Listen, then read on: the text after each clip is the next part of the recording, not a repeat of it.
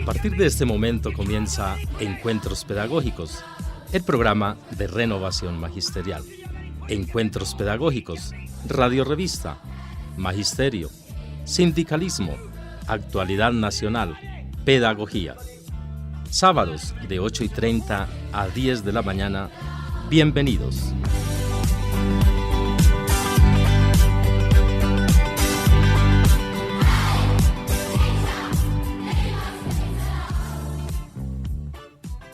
Bueno, muy buenos días al Magisterio, bienvenidos al nuevo programa de renovación magisterial Encuentros Pedagógicos.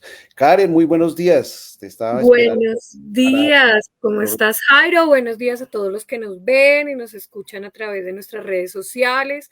Comentarles que próximamente también podemos estar en Spotify y nos pueden escuchar todos los que estén interesados en saber qué pasa en Encuentros Pedagógicos. Son las 8:32 de la mañana. Y los invitamos a que nos acompañen hoy en Renovación Magisterial, Encuentros Pedagógicos. Nos acompaña también Paula Clavijo en Lengua de Señas. Y tenemos hoy unos encuentros bastante interesantes con la comunidad del Magisterio, ¿cierto, Jairito? Así es, invitamos a todas a que nos sigan por Facebook Live de Renovación Magisterial, por YouTube también de Renovación Magisterial, para que vean el programa en vivo. Karen, te dejo el programa en tus manos. Muchísimas gracias, Jairito. Bueno, yo creo que recientemente todos nosotros los maestros nos hemos visto un poco conmocionados por un video de una maestra, por algo que ocurrió en el Colegio República de Costa Rica, la situación de lo que está viviéndose en los ambientes escolares, con los maestros, con los estudiantes. Y hoy, en nuestro encuentro con la comunidad del Magisterio, tenemos unos maravillosos invitados. Tenemos a Francisco Romero, docente coordinador, a la profesora Alba Marina Sierra, secretaria de Organización y Formación Sindical de la ADE. Tenemos a Francisco Romero, ya lo presenté, a Jorge Plazas, docente orientador, y al profe Johnny Edgar Bernal, que también es docente orientador, psicólogo de la Universidad Nacional de Colombia, magíster y doctorado. Bienvenidos hoy a conversar aquí en Encuentros Pedagógicos sobre esta situación tan particular en donde no sabemos, donde hay como dos caras de la moneda, ¿sí? Somos nosotros víctimas, victimarios. ¿Qué está pasando en los ambientes escolares, en nuestros colegios, en nuestras instituciones? ¿Qué hacer? ¿Cómo reaccionar? El maestro siempre va a ser culpable de todo. ¿Qué dice la parte jurídica? Entonces, no sé si de pronto empezamos con el señor coordinador, Francisco Romero. Buenos días. Bueno, muy buenos días, Karen, y a todo el equipo de Renovación Magisterial. Sí, como tú comentabas, estamos frente al ejercicio del poder punitivo en dos aspectos diferentes de la organización administrativa y pues de la administración de justicia. Tenemos muchos temas que abordar porque pues básicamente estamos frente a un tema disciplinario que compete a todo el cuerpo docente y también un tema de justicia de restauración en adolescentes y pues menores de edad, que es el nicho de trabajo nuestro. Realmente siempre vamos a tener la parte de mayor responsabilidad, pues ya que las características garantistas de nuestra Constitución permiten que la parte más débil sea la protegida y por ende, dentro del ordenamiento judicial, somos uno de los pocos países que tenemos una legislación específica para niños y adolescentes que la tuvimos que venir implementando por la vulneración de los derechos humanos que se focalizaban directamente en este tipo de edades. Y dentro de ello, pues tenemos unas divisiones precisas y claras que están dentro de los grupos etarios de 0 a 14 años y de 14 a 18 años.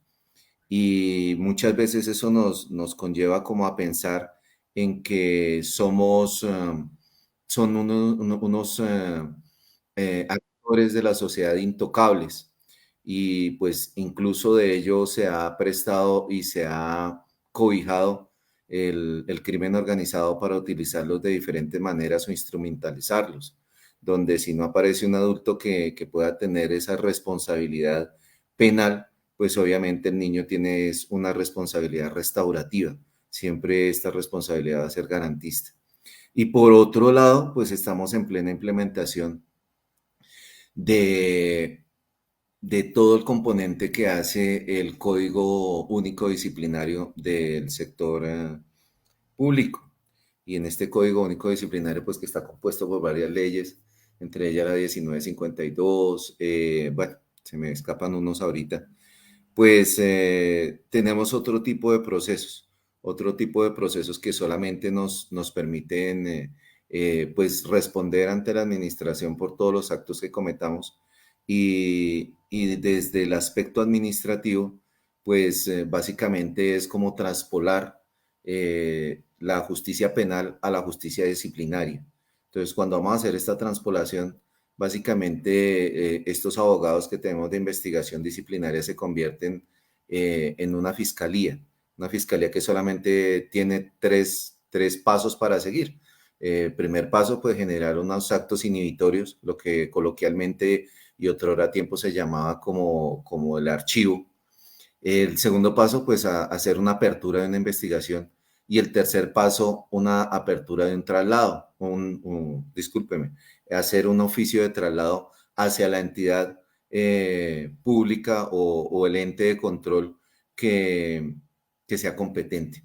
Entonces nos encontramos frente a una cantidad de procesos que antes se les daba otro tipo de manejo, que de pronto permitían un ámbito conciliatorio y ya nos vemos inmersos en recibir cualquier tipo de notificación, cualquier tipo de noticia, cualquier tipo de queja de manera personal o de manera anónima y por ende el equipo disciplinario de cualquier tipo de organismo público, incluyendo la Secretaría de Educación, pues está obligado a actuar y actuará en estas tres vías. Una vía es leer el archivo y dice, no, esto no tiene ningún sustento, levanto un acto inhibitorio y lo que vuelvo y retiro, aunque ya en este momento no es lo correcto, genero un archivo de ese acto.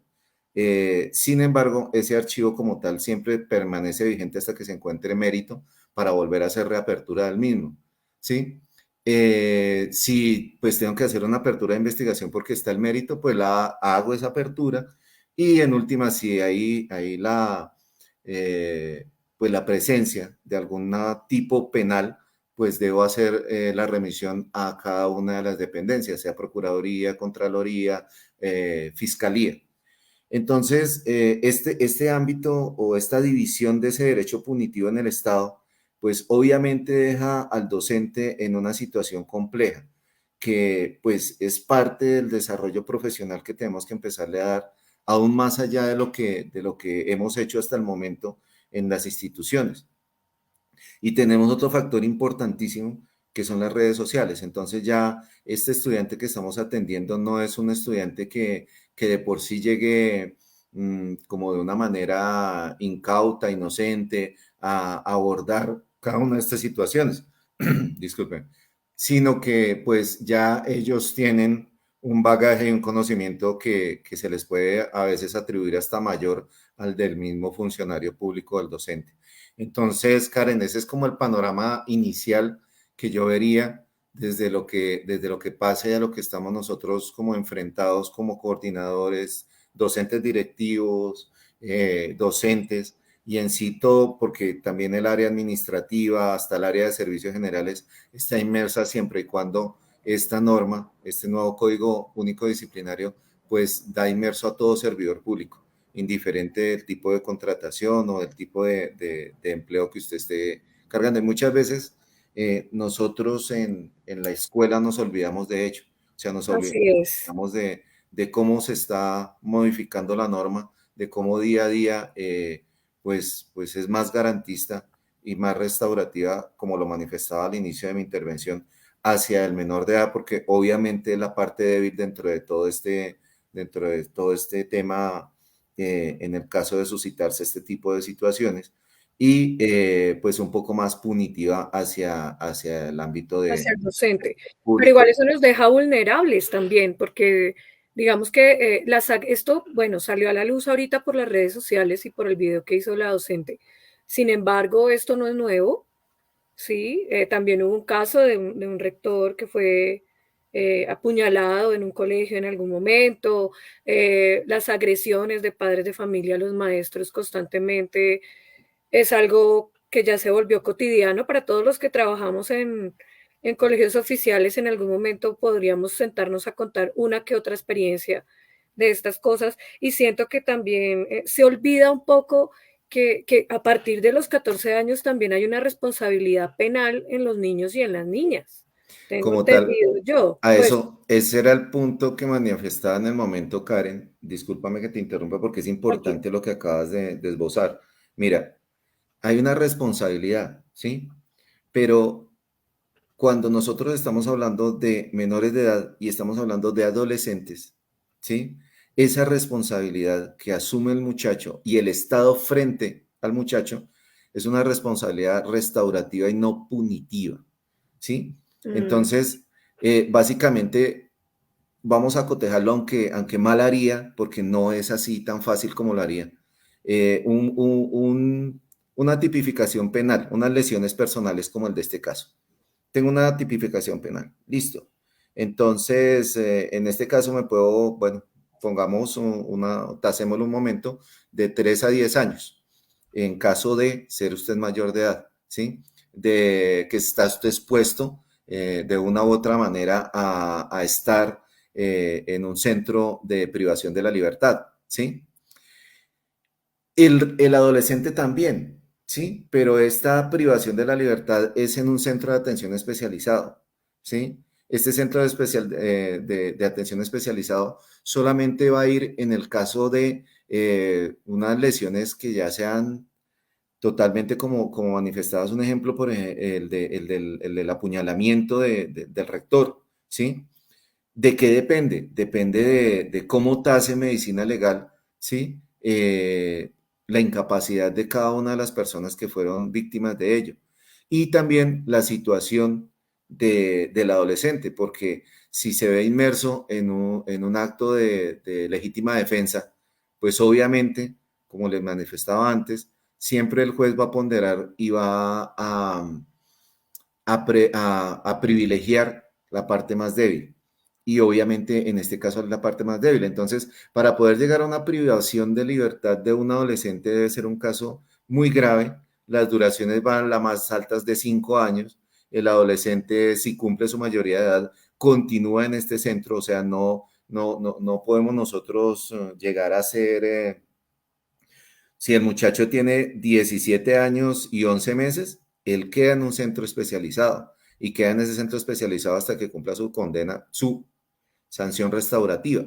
Entonces, es parte de lo que como sociedad queremos llegar a tener, ¿sí? Y queremos llegar a defender frente al menor de edad y frente a una parte, pues, débil de la sociedad. Igual pasa en algunos tipos de personas con especial protección, por ejemplo. claro, Entonces, las mujeres en cabezas de familia, entonces claro, ya vemos en el tema pensional de licencias de maternidad, de maternidad, sí. paternidad, adultos mayores, etcétera. Entonces, estamos en esa dicotomía que sería como parte de lo que yo creería que Es tendremos lo que que entra en juego aquí en esta conversatorio, situación.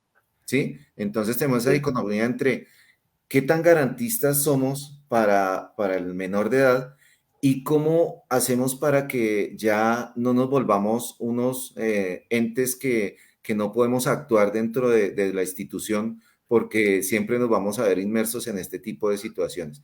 Entonces, eso es parte de la profesión docente. Eso es parte de nuestra profesión y que debemos empezarle a dar manejo y que obviamente desde todos los aspectos jurídicos y sindicales tenemos que empezar a hacer esa difusión en las instituciones de a qué estamos expuestos y en qué momento todos estos casos disciplinarios que se han presentado últimamente claro. en avalancha, pues en verdad nos sirvan para generar actuaciones coherentes en nuestras aulas y evitar y minimizar los riesgos, aunque siempre va a estar allí. Es como la responsabilidad médica en el tema de salud. Claro. El médico siempre va a tener la responsabilidad.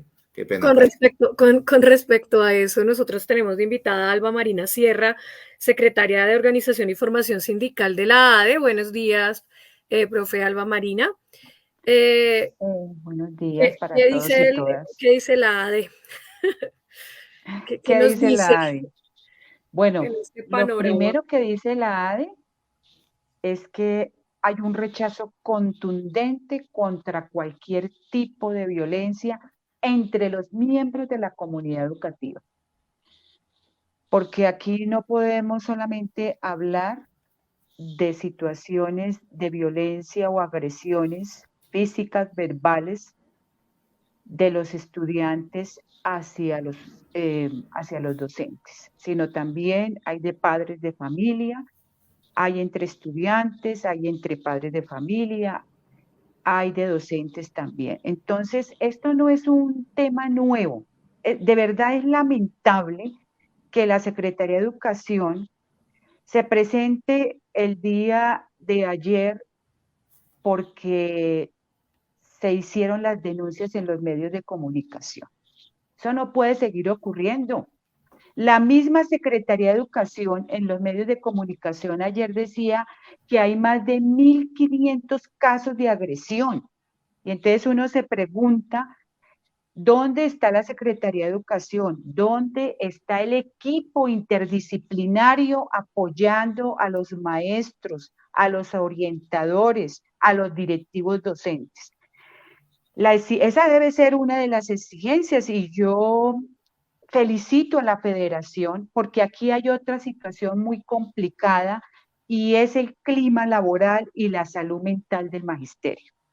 Muy oportuno el acuerdo que hizo la federación con el gobierno nacional, con el ministerio, para expedir una circular donde se especifiquen y se precisen las acciones que se deben asumir en cuanto a la prevención del clima laboral y la afectación mental de los maestros, porque hay muchas situaciones en las instituciones que están ocurriendo y que están afectando la salud mental de los maestros. Entonces, esa es una de las situaciones, primero ese rechazo contundente, exigir a las entidades, no solamente a la Secretaría, sino a otras entidades que tienen que ver con este tema, qué está haciendo, como las comisarías de familia, el Instituto Bienestar Colombiano de Bienestar Familiar, qué acciones están haciendo, no para los medios de comunicación en un momento coyuntural, sino acciones para prevenir antes de sancionar. Prevenir antes de sancionar. La ley 115 estipula el tema de la recreación de los manuales de convivencia y nuevas formas que se tienen que dar en las instituciones educativas como alternativas para incentivar y fortalecer la convivencia escolar. Eso es un mandato de la ley 115 del 94 que no se aplica en los manuales de convivencia, que se permita aprender del error y dirimir los conflictos. Está también los decretos y yo creo que es importante que los maestros y en las instituciones educativas se generen espacios para que se conozcan la normatividad vigente con relación a estos temas, que el maestro conozca su propia normatividad y la pueda aplicar en un momento determinado. Entre esos, pues el tema de los manuales de convivencia, pero también las rutas de atención que están en el decreto 1965 del 2013, unas rutas de atención que desafortunadamente la Secretaría también ha expedido unos protocolos que no son claros y que no son precisos. Hoy todo se convirtió en alertas frente a las problemáticas que hay. Y es más de fondo lo que hay en las instituciones educativas que una denuncia por una mirada a un estudiante o por un saludo. Hoy en día esas situaciones de las alertas se están convirtiendo también en un proceso disciplinario tedioso y en algunos casos injustos contra los maestros que también hasta están privados de la libertad. Eso es muy, muy delicado. Las situaciones que se tienen que dar en las instituciones educativas, vuelvo y repito, debe ser más de prevenir que antes que sancionar. Pero cuando uno menciona estas situaciones, entonces el maestro se pregunta, bueno, ¿y entonces los maestros estamos desamparados? No, no estamos desamparados, lo que pasa es que no sabemos manejar las situaciones. Y en ese sentido, la responsabilidad civil extracontractual también es de los padres de familia.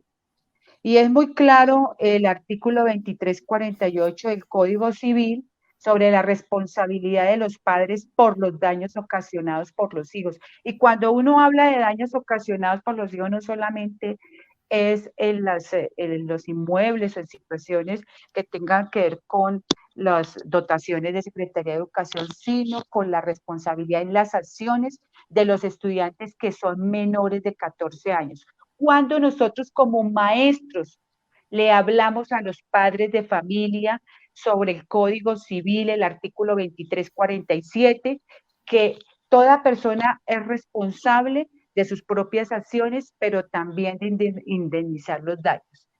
Eso en el 2347 y en el 2348 la responsabilidad de los padres cuando son menores de edad. Pero también la ley 1098 del 2006, en el sistema de responsabilidad penal, también para adolescentes, es el proceso que se da frente a estas situaciones y que lo deben dar las autoridades para investigar y juzgar delitos entre estudiantes de 14 a 18 años.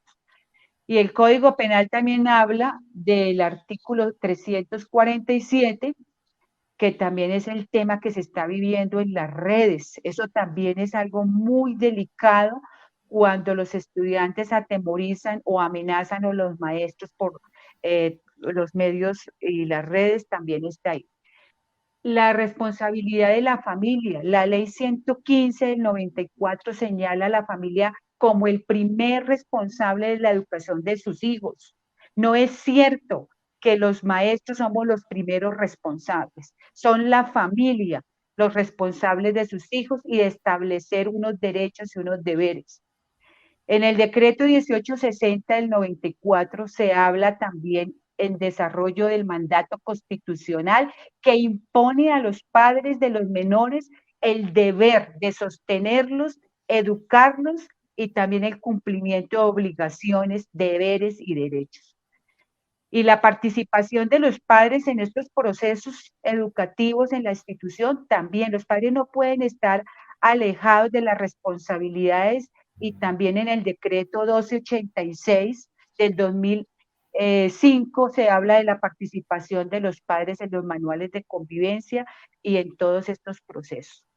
Por eso también cuando se dan agresiones de los padres de familia, que está ocurriendo permanentemente en las instituciones educativas, sean agresiones verbales o físicas contra servidor público, también está penalizado en el artículo 429, el que ejerza violencia contra servidor público por razones de sus funciones para obligarlo a ejecutar o emitir algún acto propio de su cargo, también eso incurrirá hasta prisión. Entonces nosotros tenemos que hacer una tarea como comunidad educativa y es la responsabilidad que nos compete a todos, como servidores públicos, a los docentes, a los directivos docentes, a los padres de familia, a los estudiantes. Todos tenemos unas responsabilidades, unos deberes y unos derechos. Y la situación en este momento en las instituciones es que nos falta el conocimiento para que se dé ese trabajo en las instituciones y podamos cercenar, no se permita cercenar los derechos de la comunidad educativa. Por lo tanto, es la invitación a que desde estos momentos, espacios muy importantes, también se llame a que en las instituciones educativas se revisen los manuales de convivencia, se le explique a los padres de familia sobre sus derechos y deberes, los maestros conozcan de su normatividad y también sepan qué hacer en estos momentos. Cuando se presentan estas situaciones, muchas veces en las instituciones educativas no se sabe qué hacer, cómo actuar. Y hay situaciones donde desafortunadamente cuando llega un proceso disciplinario, eh, se remiten a los manuales de convivencia o a las actas y no existe. Entonces es importante que en las instituciones educativas se sepa el qué hacer, que en ese momento en que se presenta una agresión hay que levantar un acta, ojalá con testigos, hay que hacer las denuncias en las entidades correspondientes, hay que irse a medicina legal y hay que también hacer los reportes necesarios en la institución educativa, pero en las entidades también. Y hacer un llamado a que no son únicamente los orientadores los responsables. Ahorita tenemos también orientadores en procesos disciplinarios porque todo se convirtió en denuncias y hay maestros, docentes, orientadores amenazados por esas denuncias. Entonces hay que mirar cómo se protege también la labor de los docentes. Creo que pues con esta muchas gracias, profe. información nosotros como organización sindical seguiremos en la tarea de ayudar en estas situaciones a orientar a los maestros y también desde la federación con la circular que se vaya a expedir sobre clima laboral y salud mental, que es muy importante y que está afectando a muchísimos maestros. Muchísimas gracias, Alba Marina. Igual muy interesante todos estos códigos, leyes, decretos. Nosotros como maestros no los conocemos y dudo, espero no generalizar, que aparezcan en algún manual de convivencia y se tenga conocimiento de que nosotros finalmente pues tampoco estamos como a la deriva, sino que sí hay leyes que se encargan al menos de responsabilizar a esos padres de familia, a esos adultos que en algún momento ven la escuela más bien como un depósito de chicos, chicas y niños y los dejan todos bajo nuestra responsabilidad y que nosotros miremos qué hacemos con eso. Voy a darle paso al orientador Jorge Enrique Plaza Velandia, quien hizo un trabajo bastante interesante en donde nos puede de pronto dar una visión de cómo se catalogan estas situaciones. Profe Jorge Enrique, buenos días, bienvenido. Tenemos el micrófono apagado, profe Jorge.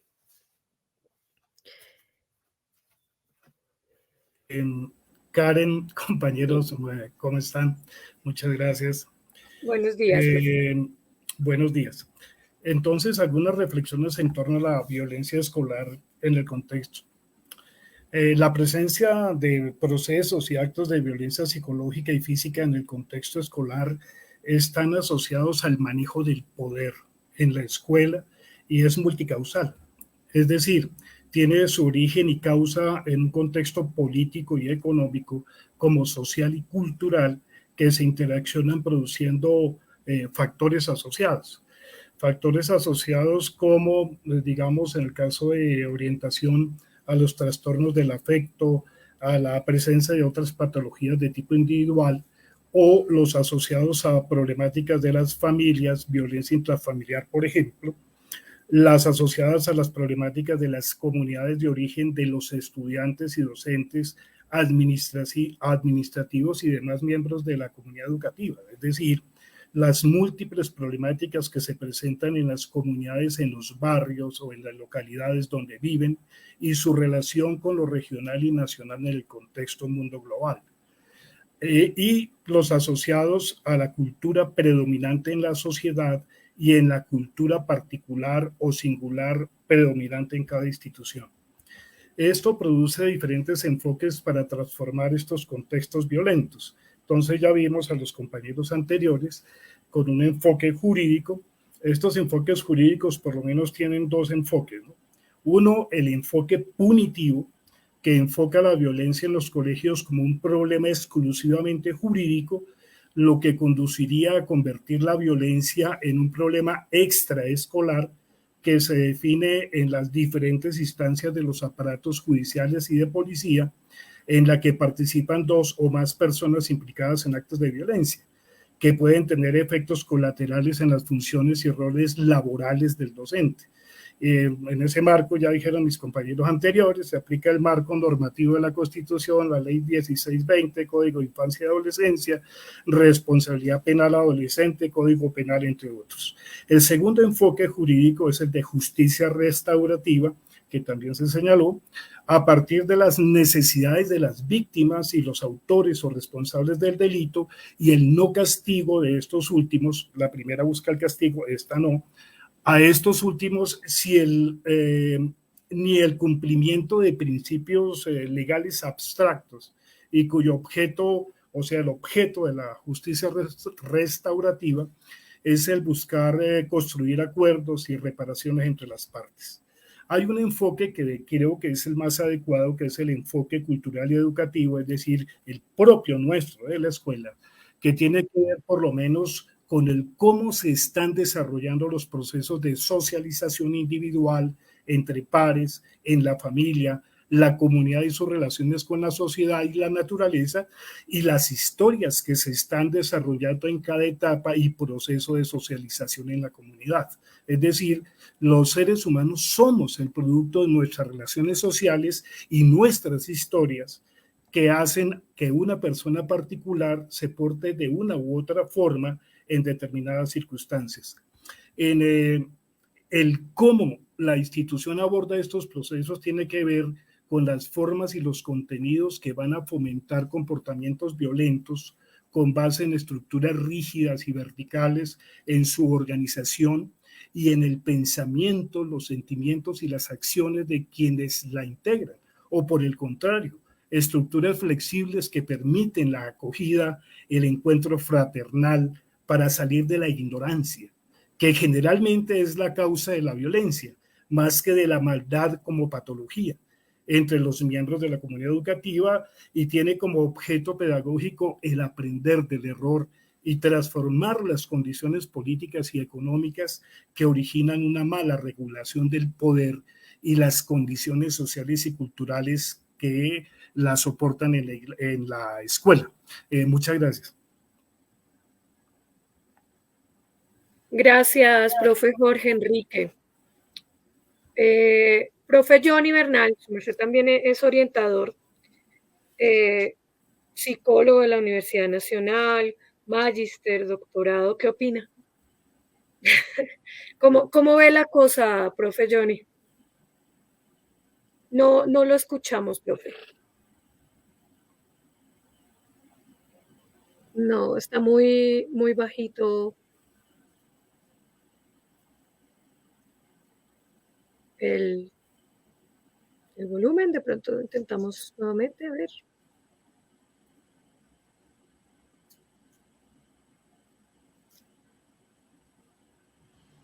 Si acercamos el micrófono, profe Johnny.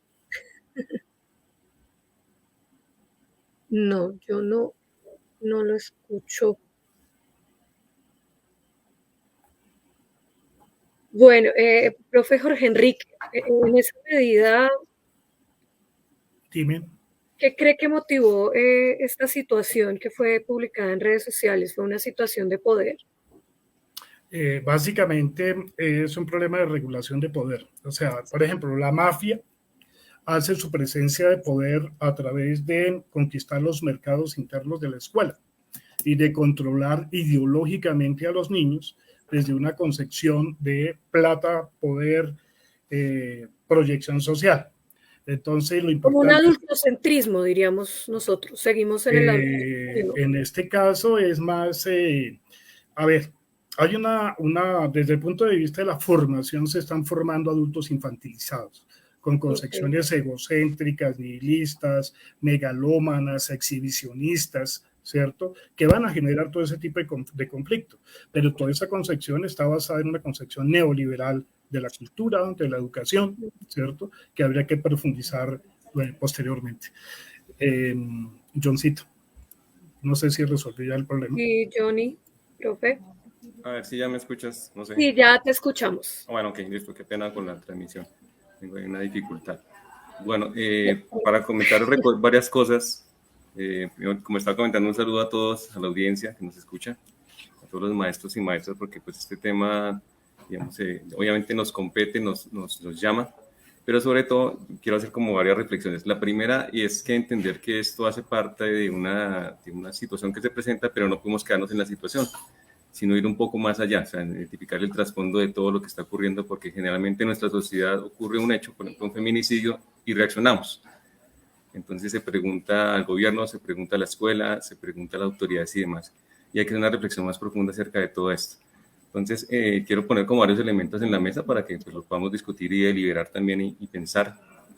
El primero de ellos es de dónde procede como toda esta situación. Digamos, el origen, en mi parecer, obedece a como un cambio de época, un cambio de mentalidad que surgió a partir de la Constitución del 91. Recuerden que ya llevamos más de 30 años digamos, de ese proceso de democratización de la sociedad, pero veníamos, ¿por qué se hace el proceso? Digamos, una sociedad que está en conflicto, una sociedad que está bajo una guerra y que continúa en guerra, pero particularmente, digamos, esa constitución surgió, digamos, de un intento de acuerdo nacional. Eso es muy importante, ¿por qué?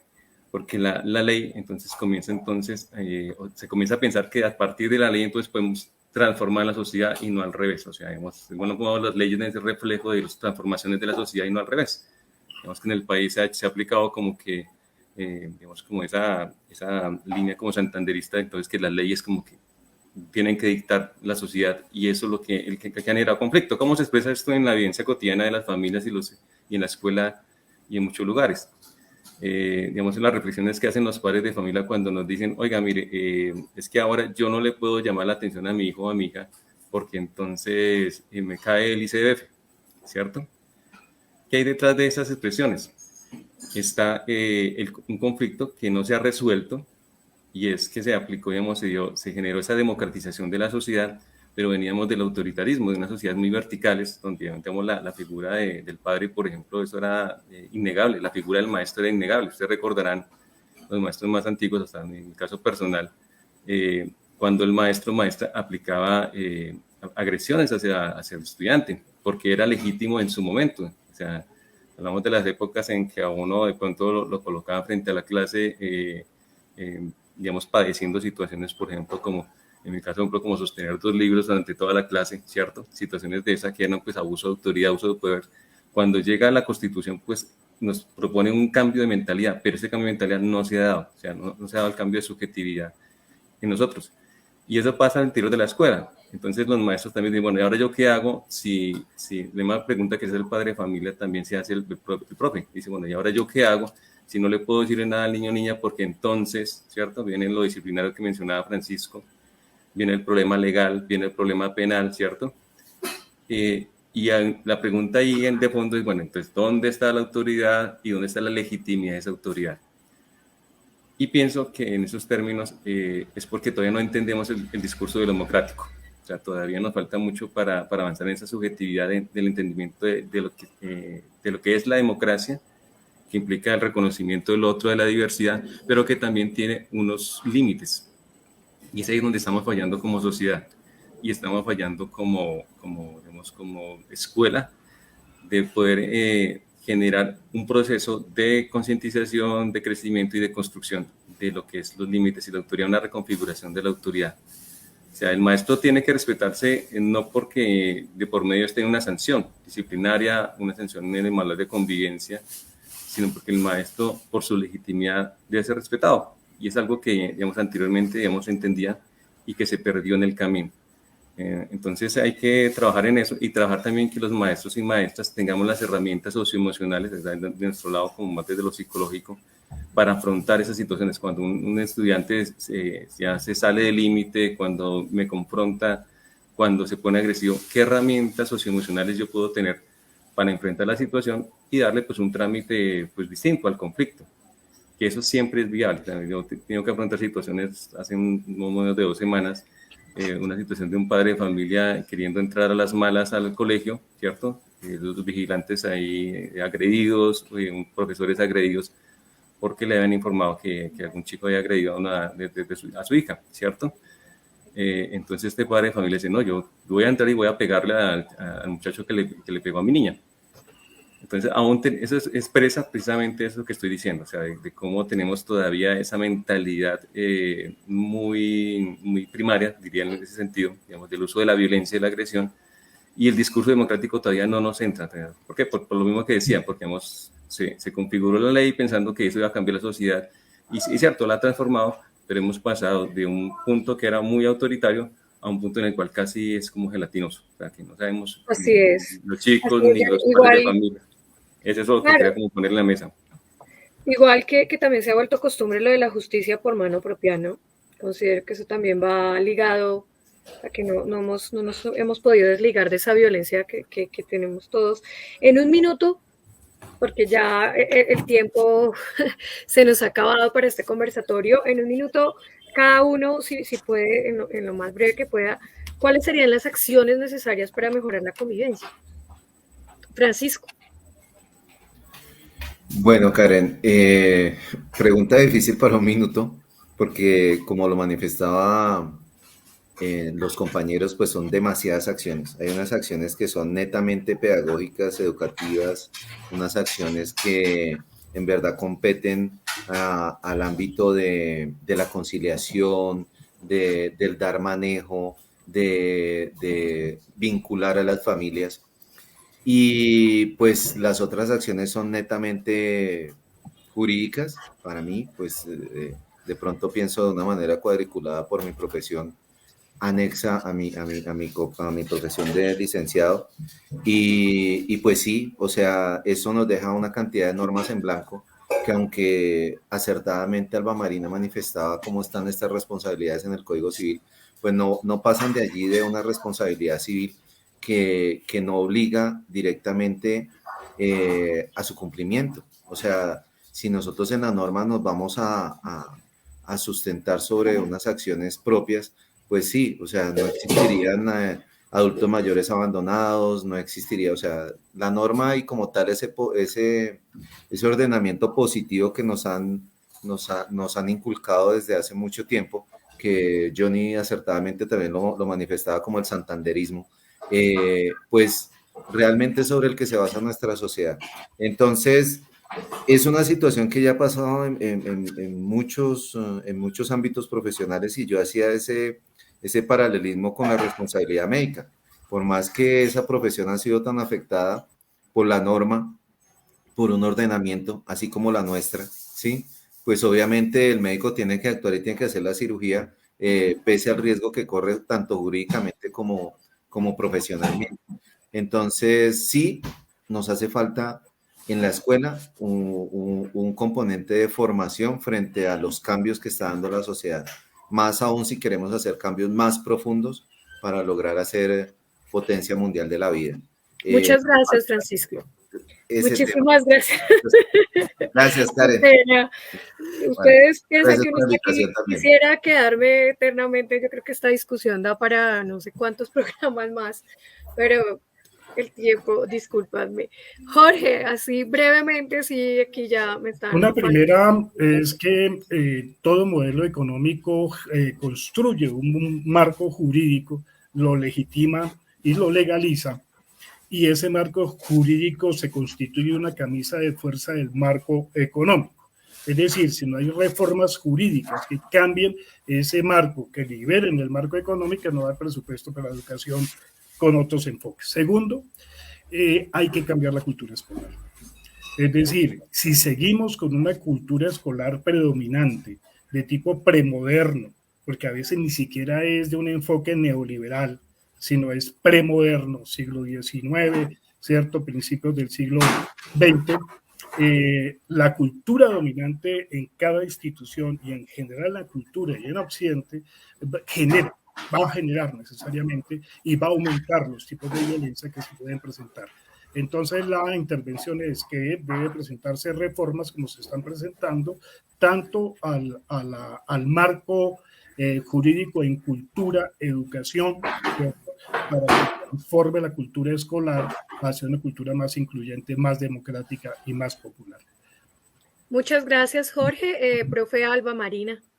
Muchas gracias. Bueno, primero yo pienso que trabajar la convivencia en las instituciones educativas, buscar nuevas formas y alternativas para incentivar y fortalecer la convivencia. No es posible que el tema se tome únicamente por los medios de comunicación y aparezca la Secretaría de Educación. En nuestro pliego de peticiones también hemos exigido un equipo interdisciplinario que trabaje necesariamente con toda la comunidad educativa. Necesitamos más docentes orientadores, trabajadores sociales, psicólogos en las instituciones que nos ayuden a dirimir. Y por otro lado, pues desafortunadamente o afortunadamente hay una normatividad, hay que conocerla, porque a nosotros sí nos la aplican con todos los maestros. Entonces nosotros tenemos que estar al día con esa normatividad. Hay muchas cosas en la normatividad que no estamos de acuerdo, pero dentro de esas normas pues nos la aplican y tenemos que conocerla y conocer nuestros deberes y nuestros derechos para defenderlos.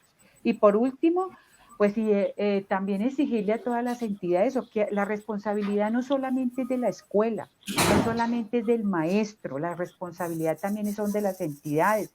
¿Qué está haciendo el gobierno distrital desde la Secretaría de Educación y todas las demás entidades que deben apoyar a las instituciones educativas, no solamente dentro de la institución, sino en los entornos escolares? Entonces, ese es el llamado. Muchas gracias por la invitación. Muchísimas gracias a ti, Alba Marina, por acompañarnos. Ay, el eco, no pasa nada.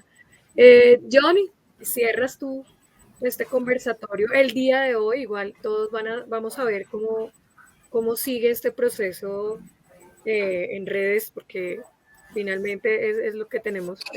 Igual también Renovación Magisterial estará comprometido con ir y revisar qué es lo que está pasando, pues como grupo sindical, y los invitaremos para darle seguimiento a esto que está pasando en los entornos escolares, porque los entornos escolares también son generadores de violencia, el ambiente escolar dentro de las instituciones también están siendo generadores de violencia. Johnny, regálame el cierre, por favor. Bueno, entonces como tratar de dar continuidad a lo que hemos venido hablando y como tratar de dar un cierre, pues pienso que digamos que como se habla muy seguido, ¿cierto? La vía es la educación. O sea, la educación se ha demostrado, pues obviamente hace una persona menos agresiva, menos violenta, más democrática, más ciudadana, más sensible. Y cuando digo educación, no solo en términos de lo académico, digamos, de lo teórico, sino de lo socioemocional, que es un déficit muy grande que tenemos, sobre todo Colombia. Yo pensaría que en Colombia deberíamos tener una política educativa dirigida a fortalecer lo socioemocional y la ciudadanía.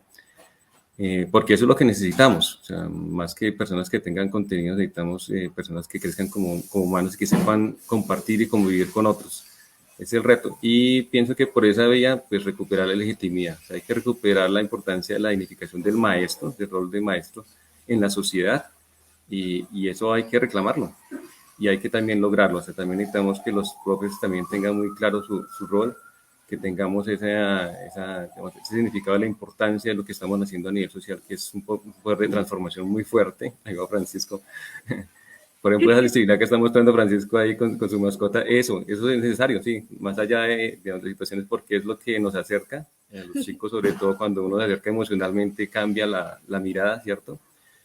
Y también cómo aprovechar esta situación como otras para reflexionarnos y ver, bueno, yo como maestro, hasta qué punto estoy manejando el autoritarismo, qué tan legítimo me encuentro entre los estudiantes, qué tanta cercanía tengo o no, ¿cierto? Porque eso es un elemento de prevención frente a esas situaciones de conflicto, como decía, como nosotros somos los adultos, tenemos que dar como el pie y el modelo para que los muchachos también nos sigan. Y somos, como decía por ahí, escuché en una charla que comentaba alguien, decía, a ustedes los están mirando todo el tiempo, decía por ahí un sacerdote cercano, decía, a ustedes los están mirando, son el modelo todo el tiempo de los muchachos. Entonces aquí más van a ver, si a sus padres de pronto no los ven en el día, pues a ustedes. Entonces por ahí tenemos una tarea muy fuerte. El ejemplo es lo único que educa, decían por ahí. Sí, exacto, ser modelos. Entonces es como la misión y pues educación por todo lado. Muchísimas gracias a todos por acompañarnos en este conversatorio. Supremamente invitados y bienvenidos a Encuentros Pedagógicos en una próxima oportunidad para que le demos seguimiento a esto que está pasando en los ambientes escolares. Muchísimas gracias. Que estén muy Muchas bien. gracias a ti, Karen, y al Listo. equipo. Muchas gracias a todos los compañeros panelistas. Hasta luego. Compañeros. Hasta luego. Y ahora, en Encuentros Pedagógicos, seguimos con Encuentro con Canapro, Solidaridad que hace vida. Tenemos a Alonso Camacho, jefe de crédito de Canapro. Alonso, buenos días. Canapro, Solidaridad que hace vida.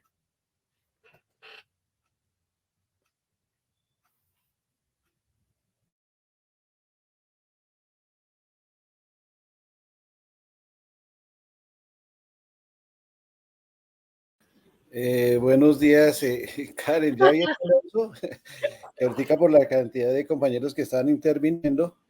No permitió el ingreso, ya. Sí, entonces ya me va a permitir ahorita que entre Alonso para continuar con el informe después de todo de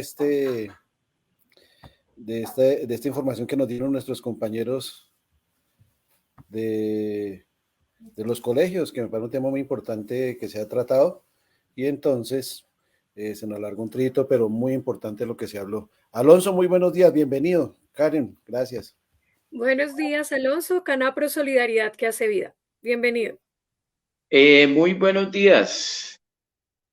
El día de hoy vamos a dar la siguiente información. En primer lugar, recordar a nuestros asociados que hasta el día 25 de julio, el día martes, nuestros asociados por nómina del distrito, COPED, Colpensiones, Ponce, Cundinamarca, Soacha, Secretaría de Hacienda de Cundinamarca, FUSA, Girardot, Zipaquirá, Chía, colegios, universidades y otros convenios podrán solicitar su crédito por nómina.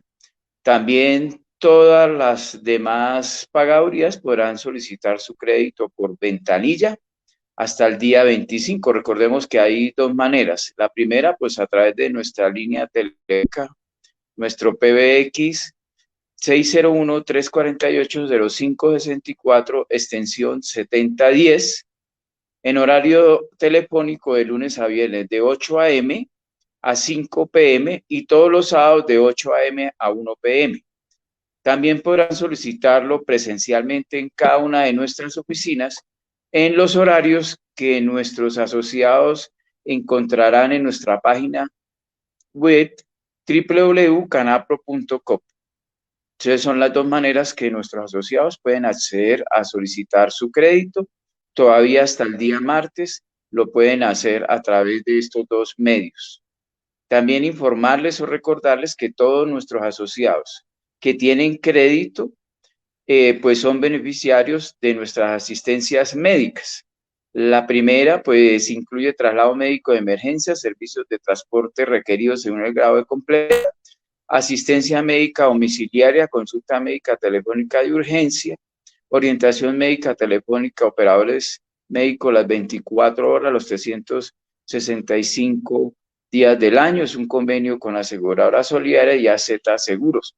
¿Cómo se accede? Pues llamando gratis desde el celular al numeral 789 o en la línea nacional solidaria 018-512-021 o en el PBX 601-291-6868.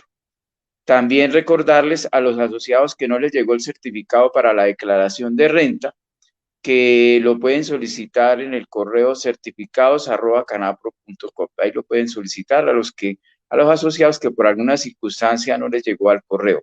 Estamos invitando igualmente la semana entrante, 29 y 30, encuentros con la naturaleza, Sasaima, Camino del Indio, en la región del Gualibá, bosque tropical, senderismo, Camino del Indio, 14 kilómetros, clima templado, costo 70,000 pesos y para los asociados a Canapro 40,000 pesos. Recordemos que se pueden inscribir en las sedes de Canapro, sede principal, Portal 80, Gran Estación, Plaza Las Américas, Soacha. Mayor información, Julio Cifuentes, 314-681-7645.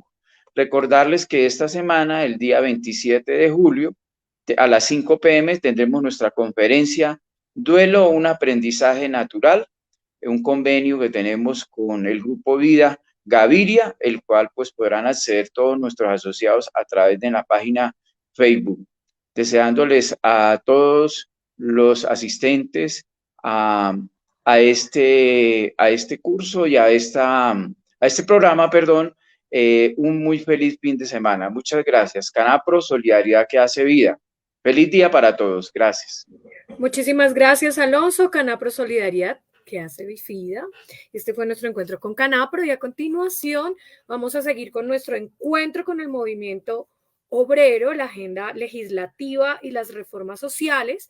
Tenemos a nuestro invitado Fabio Arias, presidente de la CUT. Buenos días. Karen, buenos días para usted y todos los maestros y las maestras del distrito y de Colombia, y muy especialmente a todas las personas que están conectadas en el día de hoy. Evidentemente, el pasado 20 de julio hubo una fuerte e importante movilización social para respaldar las reformas sociales del gobierno del cambio. Entonces, aquí quiero comentar que son múltiples las reformas que va a presentar, que ya están tramitándose y que se van a presentar nuevamente en esta segunda legislatura. Está la reforma a la salud, la laboral y la pensional, que hemos comentado en tiempo en la primera legislatura, y que se hundió la laboral, pero la van a volver a presentar, cosa muy importante. Pero adicionalmente el gobierno ha tomado la decisión también de presentar por lo menos otras 3 reformas muy significativas. La reforma a la Ley 30 de Educación Superior, la reforma a la Ley de Servicios Públicos y el acto legislativo que llevaría a modificar y a recuperar los recursos del Sistema General de Participaciones para derechos fundamentales tan importantes como la salud, la educación, el agua potable y el saneamiento básico. De tal manera que la agenda es significativa en materia de cambios, de transformaciones. Por lo menos la central reivindica que este gobierno sí esté pensando en devolverle derechos y hacer justicia social con la inmensa mayoría de la población, justicia social que no ha habido en ni derechos en estos últimos 33 años de la aplicación del modelo neoliberal. Pero obviamente que hay un gran problema sobre el desarrollo de estas reformas, y es el bloque de los partidos tradicionales, especialmente de la extrema derecha, de Cambio Radical y el Centro Democrático, que quieren bloquear las reformas. Ahí está el quid de esta situación.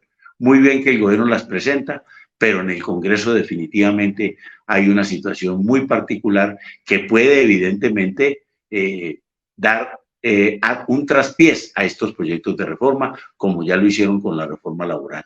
Por tal motivo, y este es el mensaje central que desde la Central Unitaria de Trabajadores queremos transmitir, la movilización social debe ser continua y masiva para que verdaderamente podamos, ¿sí? Así como se dice, separar estos bloqueos que pretende hacer los partidos tradicionales y puedan permitirse estos cambios. ¿Cómo sucederá? Pues fundamentalmente en la calle, de una parte, pero de otra también en una fuerte debate y confrontación con los partidos que no quieren respaldar estas reformas. Y va a haber entonces una situación muy significativa el 29 de octubre, cuando se desarrollan las elecciones territoriales. Desde ya, desde la Central Unitaria de Trabajadores, estamos llamando entonces de una parte a la movilización social, a respaldar estas reformas. Le sirven al país, le sirven a la nación, le sirven especialmente a la población, a los, como se dice, a los ciudadanos de a pie. Y segundo, decir con todo énfasis que debemos decirle a estos partidos que ni un solo voto será depositado por ellos si siguen atravesándose, si no respaldan las reformas sociales del cambio. No pueden seguir de espaldas al país. Con estos 2 mensajes fuertes, la Central Unitaria de Trabajadores pues va a trabajar todo este tiempo y estaremos desarrollando un plan de acción significativo para que estas reformas sociales verdaderamente puedan avanzar. Buen día para todas y todos y un feliz día. Muchísimas gracias, Fabio. Bienvenido por aquí siempre. Gracias.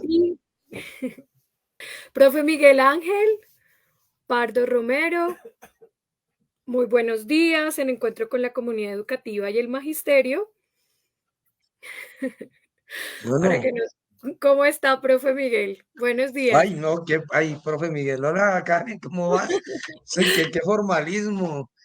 No, Hola Karen, es el profe Paula, Miguel. saludos vitales, fraternales y pedagógicos a todos y todas, a toda la comunidad educativa que nos sigue a esta hora del día, a nuestro director Jairo Castro, a nuestro equipo técnico, a nuestra compañera Heidi y por supuesto a todos y todas aquí a discreción. Bueno, yo debo comenzar con un saludo y un mensaje de solidaridad por parte del equipo y también por FECODE y obviamente por nuestras filiales con los compañeros y la población, con la comunidad educativa y la población en general de el municipio de Quetame, que está afrontando una difícil situación. Eh, ya pues el país desafortunadamente, a pesar de que se sabe que hay en épocas de lluvias muy duras en los territorios, pues no se prepara. Y en ese orden de ideas, pues las víctimas, como dicen las víctimas, siempre le toca pues a la población más desfavorecida. Y en este caso, pues ha ocurrido con el equipo de que también. Entonces estamos enviando pues la solidaridad. Estaba ahorita en el programa de ADEC, estábamos escuchando a nuestro compañero Mario, presidente de la subdirectiva de Quetame, pues en toda esta circunstancia de emergencia en la cual estamos movilizados también los maestros y maestras del resto de Cundinamarca y de Bogotá y del país y estamos pues atentos a que los compañeros estén pues siguiendo las indicaciones para apoyar de diferentes maneras a la población y a las escuelas. Aprovecho tu Bueno, saludo también para darle una calurosa bienvenida, un fraterno abrazo a todos los que están conectados en este momento, a Jimmy Triana, Juan Irroa, a Diana García, Gladys Osorio, que nos acompañan desde Facebook, y a todos los que nos ven a través de YouTube, Katy Alvear, Diana Francisco Chauta, por aquí tenemos a Eduardo Clavijo, Lucía Rojas, José Darío Duarte, todos como siempre bienvenidos a vernos en encuentros pedagógicos. Miguel, ¿cómo van esos acuerdos entre el gobierno y FECODE? bueno, entonces empecemos en materia de lo que es esta. Si me alcanza el tiempo, quisiera hacer unos comentarios. Me pareció muy interesante el desarrollo del panel que acabamos de ver sobre el tema del conflicto a propósito de esta circunstancia lamentable que hubo. Pero más adelante, en el Colegio Costa Rica, pero más adelante, pues vamos a conversar si no me queda el tiempo para ello. Bueno, en primer lugar, resaltar un asunto del pasado jueves. Creo que fue una notificación de la población, de la movilización social a ese sector parlamentario que pretende negar los derechos de la población por otros 213 años, perdón. Y en ese orden de ideas se le ha notificado que nos vamos a movilizar porque esos derechos son ahora. Y no solamente, pues, estamos hablando de las 3 reformas, salud, laboral y pensional, sino lo que significa la necesidad de materializar el tema de la tierra para el que la trabaja, la transición energética y la paz total. Entonces, digamos que ha sido notificado y como lo ha expresado nuestro compañero Fabio, presidente de la CUT, hemos dicho con claridad ni un solo voto para los candidatos a las corporaciones públicas, gobernaciones, alcaldías de estos señores, si se les puede decir así, y de estas senadoras que siguen pues negándole los derechos a la población. E igualmente, pues esa movilización social será pues una movilización que entrará en una etapa de intensificación y será motivo de la Junta Nacional de la CUT, que se realizará, motivo de análisis de la Junta Nacional de la CUT, se realizará el próximo 10 y 11 de agosto, antecedida para este punto y otras materias de la Junta Nacional de FECODE el 9 de agosto y del plenario de juntas directivas y comités ejecutivos de nuestras 34 filiales de FECODE el 8 de agosto. Es decir, estamos pues en desarrollo de lo que es que las organizaciones más numerosas del país, FECODE, que pertenece a la CUT, estemos pues estamos en la decisión de intensificar esa movilización social enorme y pacífica para lograr materializar las reformas. Hablando entonces en materia legislativa, pues nosotros tenemos un reto de manera inmediata y es buscar el hundimiento del proyecto de ley 192 sobre bonos escolares, ya lo hemos trabajado aquí. Ese es un proyecto de ley que fue aprobado en en comisión del Senado, que va para plenaria del Senado ahorita en agosto y que va a implicar una movilización por parte del magisterio y la comunidad educativa, porque ese proyecto de ley lo que busca es que los particulares se apropien del presupuesto público y cambien el derecho a la educación por la humillante dádiva a que un politiquero diga si un chico puede ir o no a un colegio. Y esto es un asunto que nosotros no vamos a aceptar, además que implica pues reversar una serie de circunstancias ganadas durante 200 años de lucha, como el sistema educativo público, como la libertad de cátedra, la autonomía escolar, etcétera, pero sobre todo el derecho a la educación y la gratuidad de la educación. Entonces, en materia legislativa, este es un primer reto, hundir el proyecto de ley 192 de la señora Paloma Valencia, una paloma que no tiene mucho que ver con la paz.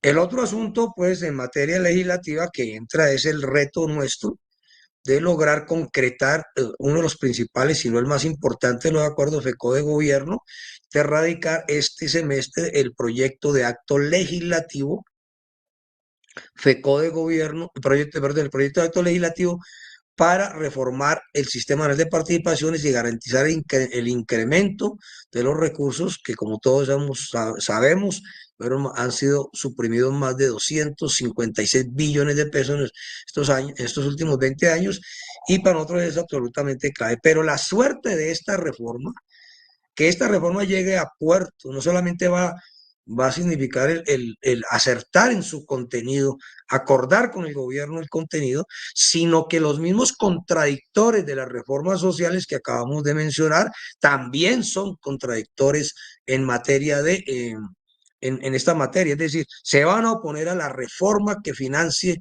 la educación y el sistema educativo público, que restaure una financiación adecuada, como también van a intentar oponerse a el nuevo estatuto docente que signifique la aprobación para todos los maestros y maestras, y esto va a implicar entonces que la movilización nuestra está ligada a la movilización en general por todas las reformas sociales. Bueno, los acuerdos FECO de gobierno, como ya lo hemos expresado, lo expresamos el sábado pasado, son 50 acuerdos que le dan salida a los 51 puntos del petitorio, y que estamos ya en un proceso de desarrollo de estos acuerdos. Quiero resaltar en el día de hoy se me olvidó, perdón, antes de entrar allí, se me olvidó que en materia legislativa hay otros asuntos que son de nuestro interés. Uno, el gobierno nacional acaba de dar a conocer el proyecto de ley sobre derecho fundamental, que va a merecer, por supuesto, una posición nuestra. Lo que está circulando ha anunciado 2 textos, pues nos parece que en principio no llegaría a esa categoría, pero vamos a hacer un análisis en el Comité Ejecutivo de FECODE sobre el particular. E igualmente el proyecto de ley que reforma la Ley 30 en educación superior, que busca pues restaurar todo el proceso en ese sentido. Bueno, entonces, estos son los retos inmediatos en materia legislativa que tenemos en educación, y paso pues a señalar el tema pues de los acuerdos. Entonces, de manera resumida, hubo seminario del Comité Ejecutivo de FECODE el pasado lunes. Tenemos la distribución de los 15 ejecutivos y ejecutivas alrededor de los 6 bloques de acuerdos, 6 ejes de acuerdo, y eso implica una preparación por parte nuestra de las propuestas en tiempos, cronograma y en textos para que esos acuerdos se vuelvan normas, se vuelvan actos administrativos. Entonces, digamos, es un primer asunto. Segundo, desde la Secretaría de Prensa hemos ya producido una serie de piezas comunicativas para ser mucho más pedagógica, ¿sí?, la comprensión y la apropiación por parte de los maestros y maestras. Hemos hecho 3 ejercicios. Estamos en el desarrollo de un tercero en el cual se está planteando, se está mirando acuerdo por acuerdo para que sea materia pues de difusión, comprensión, porque necesitamos que los maestros y maestras no lo apropiemos, aportemos también, obviamente, en la fase de implementación e igualmente sepamos por qué tenemos que movilizarnos en el momento que nos corresponda. Quiero resaltar hoy de estos acuerdos el acuerdo, la circular 024, que tiene que ver con los maestros y los compañeros provisionales. Es decir, esto es en desarrollo precisamente del acuerdo número 14, FECO de gobierno, también de la movilización reciente de los compañeros provisionales. Y esta circular 024 del 2023 logra extender al magisterio y a los colegas provisionales que tengan extender una relativa estabilidad reforzada o intermedia, ¿sí? Y esto es muy importante. Y en ese orden de ideas señala pues que los maestros y maestras recoge pues la jurisprudencia que los maestros no son de cargo de libre nombramiento y remoción, por lo tanto no se puede desconocer que tienen una relativa estabilidad, tampoco son de carrera, por eso es una relativa estabilidad intermedia, y en ese orden de ideas asume los criterios y se los extiende a los maestros para amparar y protegerlos en los casos de enfermedad catastrófica, acreditar la condición de padre o madre de cabeza de familia, que eso tiene unas previsiones, ostentar la condición de prepensionados en los términos señalados por las normas vigentes y tener la condición de empleado aparado con fuero sindical. Es decir, hay 4 criterios propios de la estabilidad reforzada que hoy entran a proteger a una parte pues de los maestros y maestras provisionales y también ratifica lo consignado en la Directiva 01 del 2020, que fue negociada con FECODE a propósito del acuerdo de 2019, en la cual el maestro, si después de un proceso sustentado académica y pedagógicamente y sustentado y consignado en los consejos, en las actas de consejo académico y directivo, se señala que debe cambiarse el perfil, debe ser reubicado en la misma área de desempeño o en otra área, ¿sí? En la cual pueda ejercer el maestro. Esto queda ratificado. Y también esos criterios, en este caso, en esta 024, se anexan para cuando se agoten la lista de elegibles. Entonces, digamos que queremos señalar que se avanza en un tema clave, que es el tema de lograr extender la estabilidad reforzada para el caso de los maestros y maestras, de dar protección, de amparar ahora que viene pues el proceso de nombramiento de los maestros del concurso a una parte de los maestros y maestras, y igualmente pues señalar que no es el único punto que favorece a los provisionales de los acuerdos de gobierno, que hay otros. Uno, de la circular que se debe expedir, en la cual se señala que no se disminuyen las plantas de personal. Ese es un punto que los protege y está en este momento en desarrollo y en discusión. El otro que obviamente los protegerá es que en el próximo concurso se reconocerán la experiencia y se reconocerán otros criterios como el arraigo de los mandatarios provisionales para que se puedan presentar. Ahora, el FECODE trabajará en otras propuestas que puedan garantizar que el mayor número de maestros y maestras hoy provisionales puedan mantenerse a propósito pues de los nombramientos que van a venir en propiedad de los compañeros del concurso que está en desarrollo. Yo quiero terminar diciendo que mientras que a nivel nacional se avanza en derechos, ¿sí? Y se avanza en este caso en fortalecer a los maestros provisionales. En el caso de Bogotá, esto es humillante, es denigrante lo que está haciendo la señora Claudia López, en la cual hoy está practicando un cambiazo de maestros provisionales que con recursos propios llevan 10 o 15 años, ¿sí? Cambiándolos para llevarlos a aula, a sabiendas de que esos maestros que van allá, que los trasladan a aula, pueden ser reemplazados en el concurso que viene y ubicar, no sabemos con qué criterio, ¿sí? Pero muy sospechoso que sea previo a las elecciones, a unos maestros diferentes o nuevos en los proyectos. Le queremos señalar que la directiva 01 del 2020 le rige también a Bogotá, como también esta circular 024. Y un saludo pues a todos los compañeros y compañeras provisionales por este nuevo triunfo y especialmente a nuestros compañeros provisionales del equipo, el compañero Cristian Rentería, la compañera Karen y otros compañeros que han estado en esta batalla. Un abrazo a todos y todas y estamos pues atentos. Muchísimas gracias, Miguel, por ese recuento y pues por mostrarnos esta situación tan particular por la que están pasando nuestros compañeros los provisionales. Seguimos con nuestro informe capital, la actualidad del Magisterio Bogotano. Andrés Ballén, secretario general de la ADE. Buenos días, Andrés.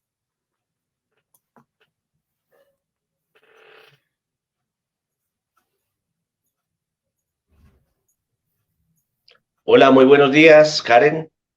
Buenos días, Andrés, bienvenido. Hola, buenos días a toda la audiencia de Encuentros Pedagógicos, buenos días a todo el Magisterio Bogotano. Esta semana tenemos una agenda bastante movida. Últimamente hemos estado con muchísimo que hacer, mucho movimiento. Esta semana no es la excepción. Tenemos para el próximo lunes, pues vamos a tener reunión, como siempre, vamos a sesionar, nos vamos a reunir los de la Junta Directiva.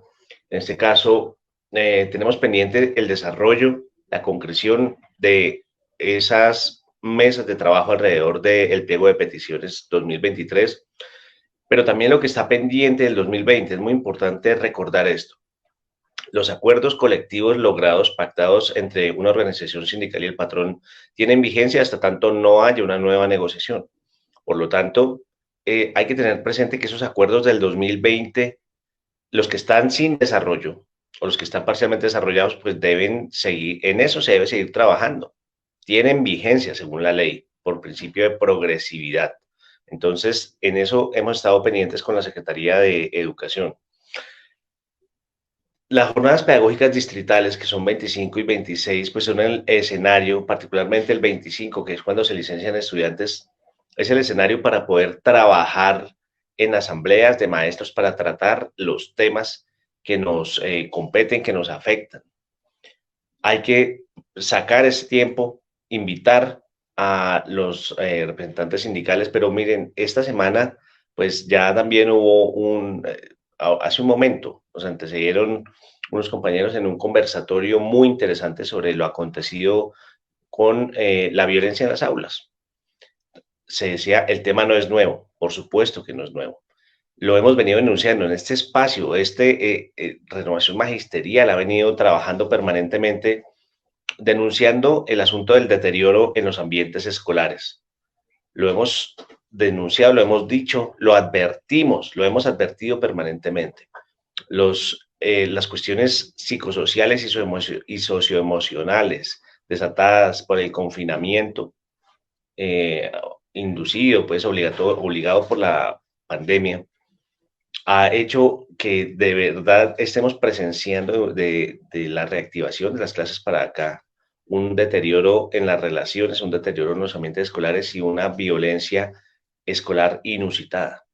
Es absolutamente grave la violencia ejercida en contra de la maestra, la violencia no solo de la maestra que apareció esta semana por redes sociales y por medios, sino lo que viene sucediendo.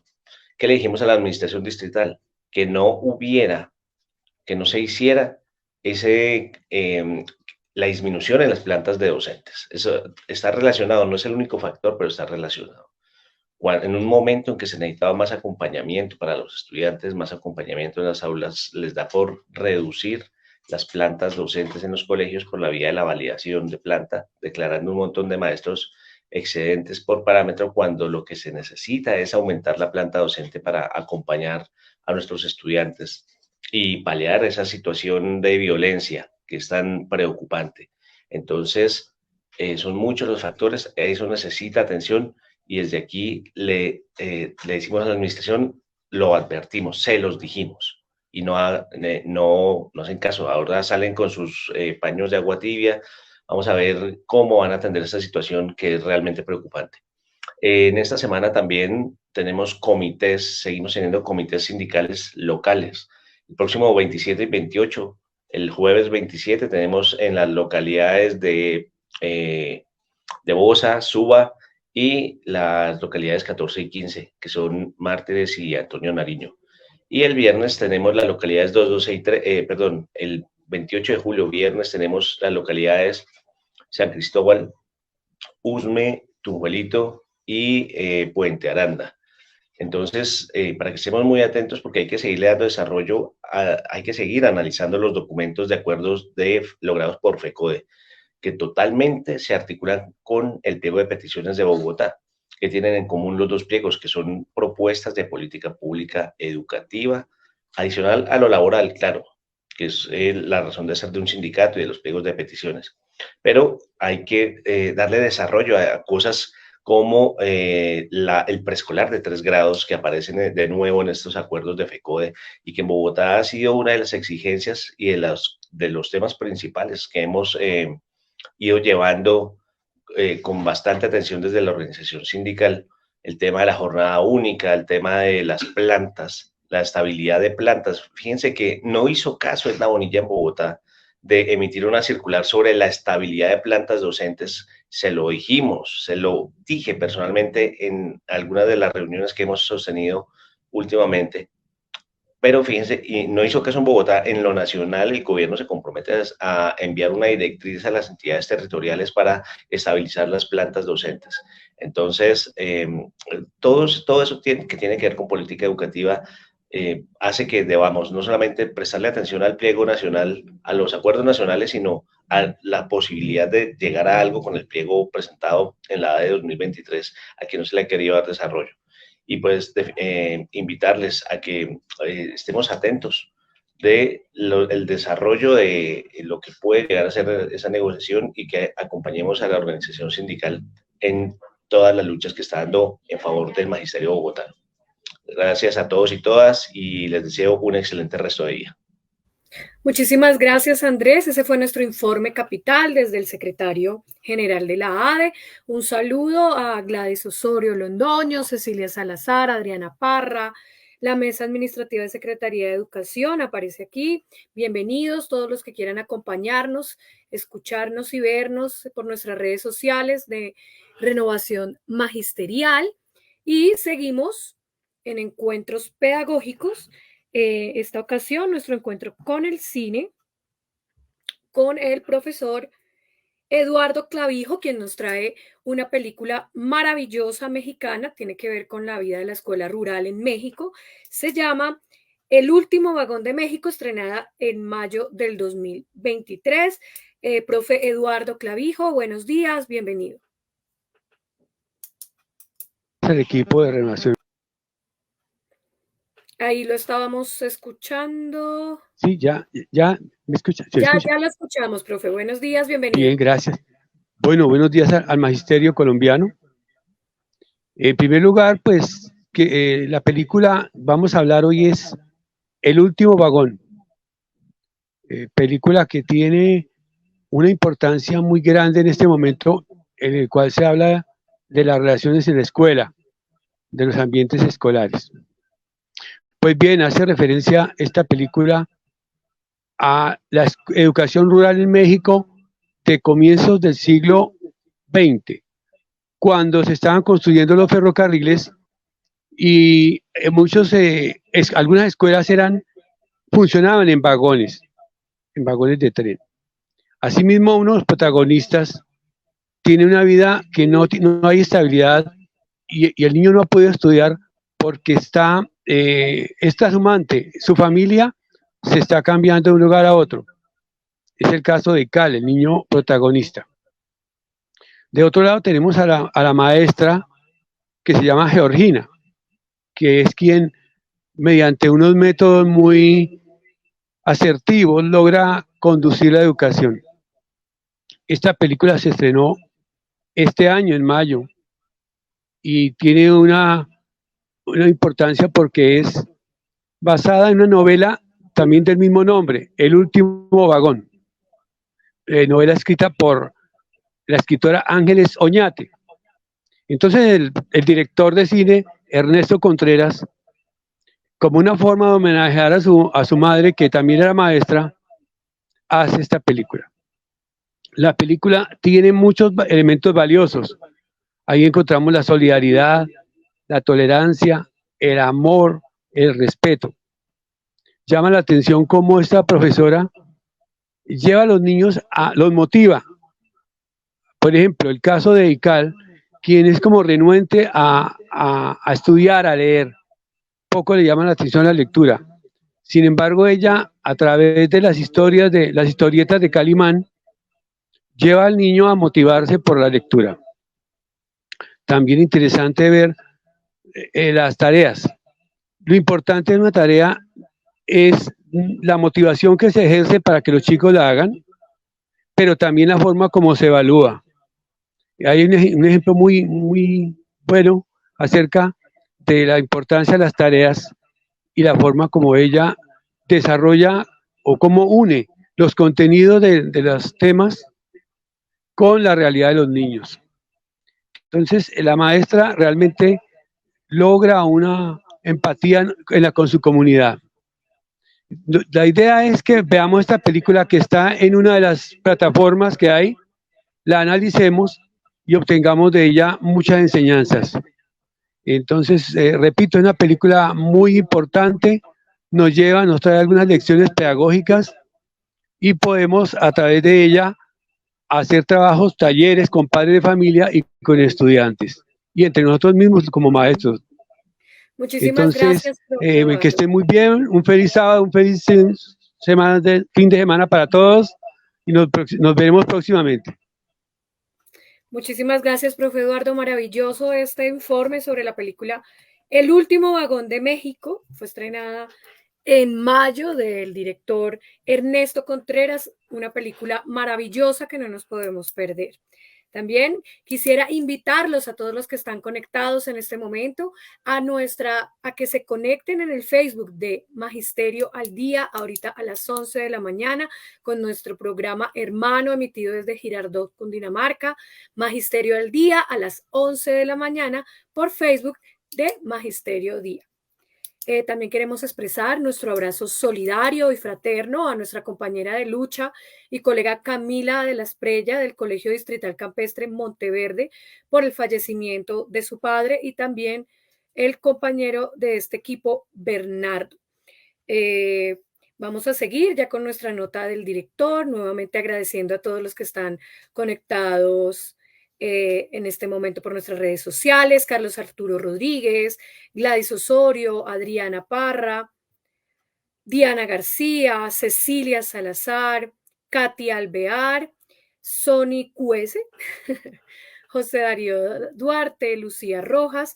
Como saben, todos son bienvenidos y no olviden nuestra invitación ahorita a las 11 de la mañana por nuestra emisora, nuestro programa hermano emitido desde Girardot, Magisterio al Día. Seguimos con nuestra nota del director, Jairito. Buenos días. Renovación magisterial al programa Encuentros Pedagógicos. Hoy transmitiendo por nuestras redes sociales de Facebook Live de Renovación Magisterial y YouTube. Sean bienvenidos. Hoy, la nota del director se intitula La independencia resurge del fondo del mar de sangre en que fue bañado nuestro país por décadas de dominio fascista. El jueves 20 de julio de 2023, la independencia resurge del fondo del mar de sangre en que fue bañado nuestro país por décadas de dominio fascista.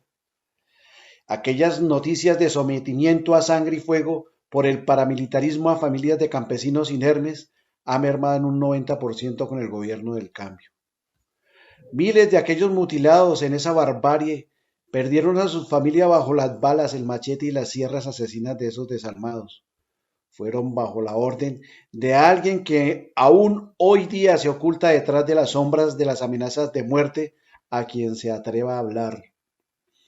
En todo caso, eso pasó en los gobiernos de César Gaviria, Andrés Pastrana, épocas del genocidio de la UP, y en las que más se acrecentó el asesinato con falsos positivos fue en los gobiernos de Álvaro Uribe Vélez, luego Juan Manuel Santos, quien firma la paz con la FARC, y después el resurgimiento nuevamente de esa violencia y despojo contra campesinos, indígenas, estudiantes, obreros, dirigentes sociales, fue con Iván Duque, el candidato del que dijo Uribe Vélez.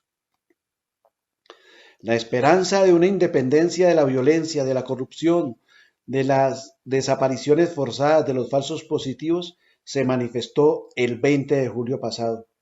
La esperanza resurge en los campos colombianos con nuevas tierras o la recuperación de estas con sus hogares de a los campesinos otrora despojados y diezmados en su conformación familiar por la violencia amparada de los gobiernos de turno. La clase trabajadora finca sus esperanzas en las reformas sociales que se proponen desde el gobierno del cambio, al igual que el resto de los colombianos, un salario que pueda sostener a la familia con buenas condiciones de nutrición, de recreación, de descanso y el reconocimiento de su trabajo en horas nocturnas o en los festivos en que sacrifican la unidad familiar y la recreación con ellos. Los gritos de los trabajadores en apoyo a las reformas del cambio fueron evidentes. Una de ellas, la de reforma a la salud, que no ha tenido el apoyo de los senadores de los partidos de la U, de Cambio Radical, el Partido Conservador, algunos liberales. Y desde luego, el más contradictor a las reformas para el pueblo colombiano, el partido de Uribe Vélez, el Centro Democrático.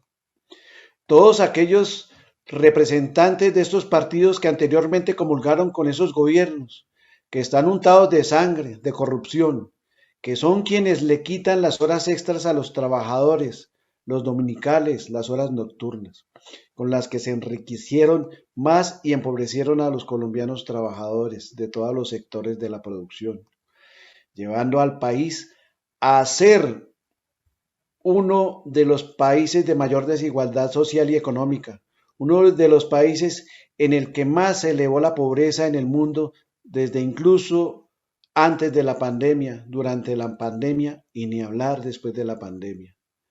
Todos ellos son quienes se oponen a las reformas para el pueblo colombiano, son los que se oponen a las reformas del cambio. El engaño, la calumnia, la mentira y el desamor son la Biblia oscura del fascismo. Han logrado embelecer a cuanto incauto necesitado del pan cae en sus redes del engaño, creyendo que son los mesías que los salvarán, cuando en realidad son los verdugos que durante siglos los han humillado, desposeído y llevado a la pobreza. Otros, en su sed de supremacía, desconocen su raza en busca de poder para humillar a su misma comunidad. Polo Polo, ejemplo triste de la humillación más ruin y baja del ser humano frente a sus paisanos. Son los esbirros que traicionan a los desposeídos de donde vivieron y comieron la miseria. Son los más peligrosos porque llegan hasta acusar a los inocentes. Se arrodillan ante el fascismo para abrazar a sus amos para que no los humillen más por unas migas del pastel. Son los ciegos del fanatismo, del sectarismo político, que, sin razones políticas ni conciencia social, salió a oponerse a las reformas del cambio. Se manifestaron en contra de los trabajadores. Otro sector en contra de las reformas fue de aquellos sometidos en los cuarteles de donde se fraguaron crímenes de lesa humanidad, exmilitares retirados que sabrá Dios si se estaban en las hordas que se amangualaron con el paramilitarismo para despojar a los campesinos de sus tierras, para asesinar y desaparecer a líderes sociales, campesinos, obreros, estudiantes, como ocurrió en las últimas décadas de los gobiernos de Gaviria, Uribe, Pastrana, Santos y Duque. El 20 de julio fue la expresión por el apoyo a las reformas del cambio por todos los colombianos que han sufrido los flagelos de la corrupción, del fascismo, de la violencia, de la desaparición forzada, del destierro. Es la expresión de quienes abogamos por un cambio con justicia social. Por ello, seguiremos en la calle, y si el 7 de agosto es menester, estaremos en la batalla de la independencia. Muchas gracias. Nos vemos dentro de 8 días en otra nota del director.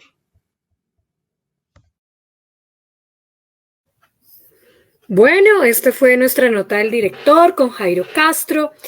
Queremos agradecer a todos los que están en sintonía el día de hoy. Queremos agradecer a todos los que están con nosotros en sintonía. Recuerden, ahorita a las 11 de la mañana en Magisterio al Día, en su Facebook, nuestra radio revista hermana que nos espera a las 11 de la mañana, también con una emisión muy interesante. Queremos seguir expresando nuestro abrazo solidario y fraterno a nuestra compañera Camila de la Esprella del Colegio Campestre Monteverde, así como también a nuestro compañero de equipo Bernardo.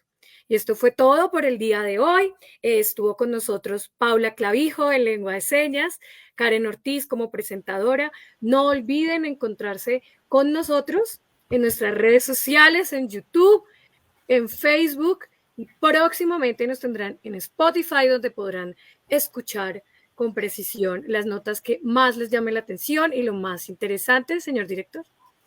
Gracias, Karen. Pues primero, Paula Carvajal. Gracias por... Ay, lo siento, Carvajal. Bien, gracias a todos. Los esperamos dentro de 8 días nuevamente por Facebook Live, por YouTube y por todos los otros canales que tiene Renovación Magisterial para ver el programa Encuentros Pedagógicos. Muchas gracias a todos por sintonizarnos. Nos vemos dentro de 8 días. Y muchas gracias. Pues sí, estamos hoy contentos de reiniciar ya con nuestros propios medios la radiorevista de Renovación Magisterial Encuentros Pedagógicos. Indudablemente que contamos con un gran equipo que nos ha estado colaborando en este momento, como Wilson, quien acaba de hablar, con Karen, y Heidi Quijano, quienes aquí en la parte técnica nos han estado colaborando. Desde luego también saludar a Paula Carvajal, nuestra intérprete de lenguaje de señas, que nos ha colaborado mucho y esperamos seguir contando con esto. Iremos haciendo otras transformaciones dentro del programa, ya que tenemos el espacio, el tiempo a nuestro favor, y estaremos dándole nuevas sorpresitas dentro del programa. Sí, muchas gracias a ti por tu aportes también, tu colaboración junto con las otras presentadoras, con Marta Liliana Puentes, Ivy, y todos bienvenidos a esta nueva etapa de Encuentros Pedagógicos. Ivy, muchas gracias. No, Paula, señor. Muchas gracias. Paula, muchas gracias a todos los que nos vieron hoy, se sintonizaron. Gracias, Magisterio, a todo el equipo de Renovación Magisterial en Colombia.